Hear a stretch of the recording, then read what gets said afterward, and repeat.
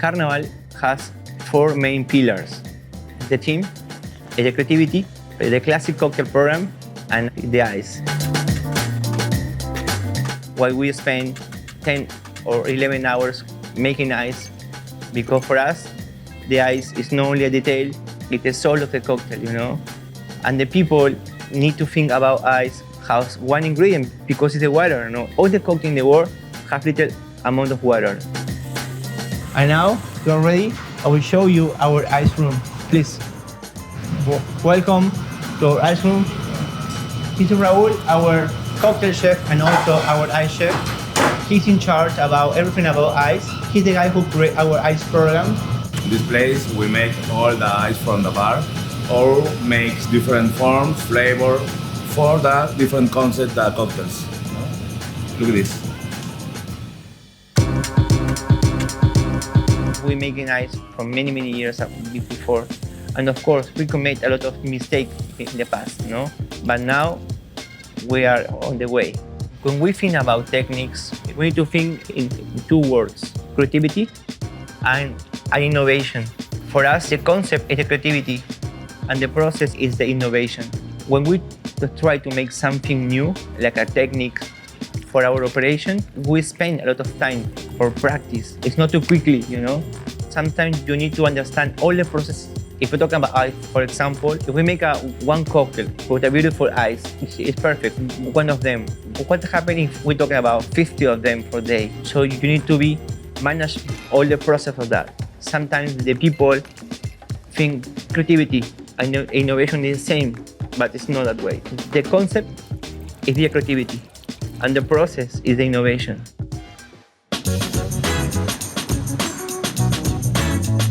I would say that when we talk about this scientific approach to cocktails, we use the term scientific because we don't really have a better way of describing it. And often, it may be conflated with the very specific idea of the scientific method of coming up with a hypothesis and testing that.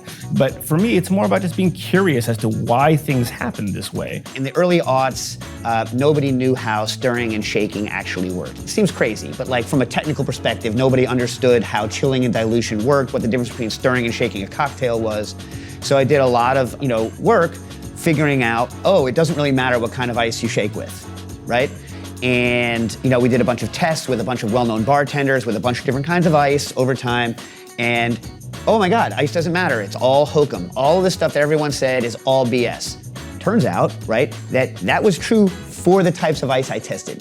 But if you take a big cube and shake with that cube, it actually, I have a patent on this now, it changes the texture of the drink. It makes it better, right? And I hadn't tested that. So I had said this is true because I had extrapolated beyond my data set. And we all do this. So you really can't take for granted what somebody says. You have to, as a human, make extrapolations, but there is no truth unless you've tested it. So if you have an observation that goes against truth, then you should believe your observation and try to figure out why your observation is different from what you think you know. The problem usually arises because people don't think about all the variables.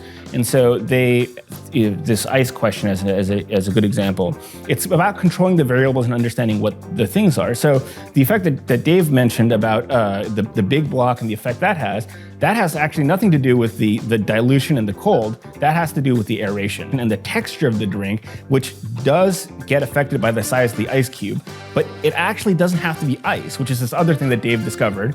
So by throwing in an object, whether it's a lime or a hunk of rubber, as you it just needs created, to be roughly the size. about a 2-inch cube. The size of your shake. Right. Yeah. If you put a large object, be it ice or not, in the shaker, that will have an effect in the aeration of the drink. So again, it's not the fact that you're using bigger ice, it's that there's a large mass that is creating aeration. So it is these little details that then, when people relate the story later, get lost and it becomes apocryphal and becomes something else.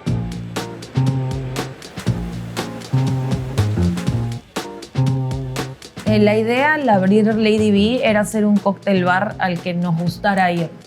Entonces siempre vimos muchas falencias, que te podías ir a tomar un buen cóctel, pero no estaba acompañado con una buena cocina, ¿no? Con realmente algo que vaya al mismo nivel.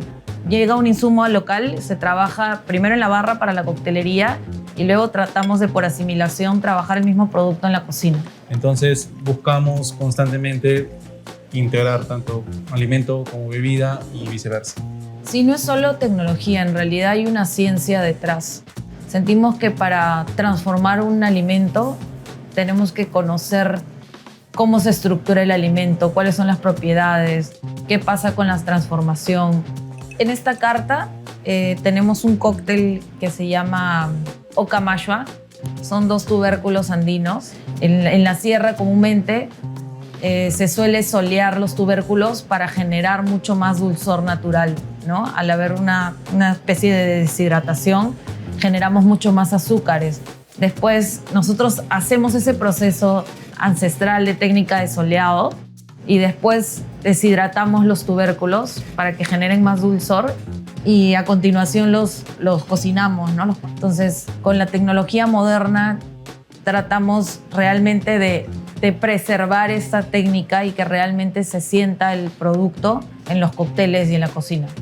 Y si con la tecnología nos podemos ayudar para optimizar productos, para poder tenerle más presentaciones y generar también nuevos sabores, pues si hacemos un mix de ambos sería un super plus para el servicio. Sentimos que igual hay que tener una armonía, una tecnología adecuada para que en realidad el cóctel y lo que vayamos a presentar salga bien.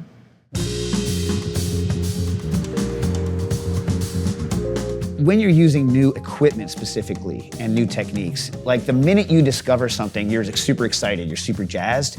And so you have a tendency to go overboard with using it or use it in a way that isn't the best way to use it. When I first figured out how to force carbonate wine at home, I force carbonated everything. You know, I'm like, Lambrusco's carbonated, so I'm gonna carbonate the reds, I'm gonna carbonate all the rosés, I'm gonna carbonate every Riesling, every Gewürztraminer is gonna get carbonated. And I was like, this is great, I'm a genius. And then I was in love with myself. And then I was like, you know what I'm gonna do? I'm gonna taste these versus the original base wine. And I was like, oh, I've hurt them. Like with very few exceptions. Another thing I think that also gets folded into this is people have these techniques or the use of these techniques exactly backwards, right? So they're like, I have this technique, what am I gonna use it on?